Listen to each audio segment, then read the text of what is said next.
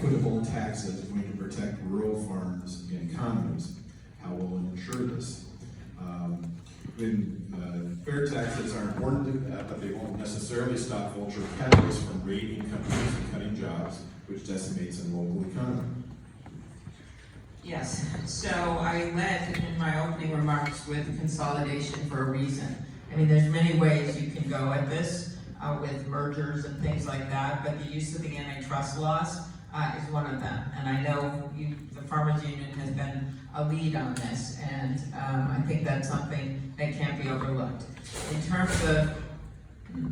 terms of taxes, one of our best issues and most important issues that we have on Donald Trump, because he promised people a bunch of stuff in the middle of the country.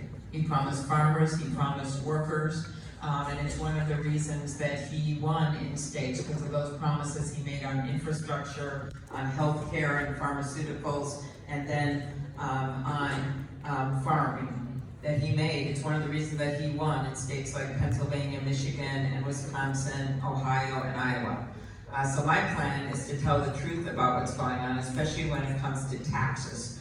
When we do that, I promise you this, we will build a blue wall around those middle states, including Iowa, and we will make Donald Trump pay for it. What he has done with the tax bill, the best example is that tax bill that passed. And afterward, he went down to Mar-a-Lago and he said to his friends, I just made you just got a lot richer. To his wealthy friends, and I can tell you none of them were Farmers Union members. None of them were even farmers. He said that to some really wealthy people in the financial industry and other places that were benefiting from this tax bill. So what I would do is repeal the regressive parts of this tax bill. Let me give you examples. The corporate tax rate went down from the mid-30s all the way down to 21%. Every point we go up is $100 billion in 10 years. You think of what that would pay for with infrastructure. You think about what that would do to help rural hospitals when we're seeing closures. Then the international tax rate, if we simply go back to where it was under the Obama administration, $150 billion in 10 years. And that's just the icing on the cake. There are so many examples of what we can do and the case that we can make to rural America about how we can make for a more fair and better tax code for our farmers and for people who are not his friends down in Mar-a-Lago. So my plan, when we pass a tax bill, it will not be good to go to Mar-a-Lago. I've never been there in my life.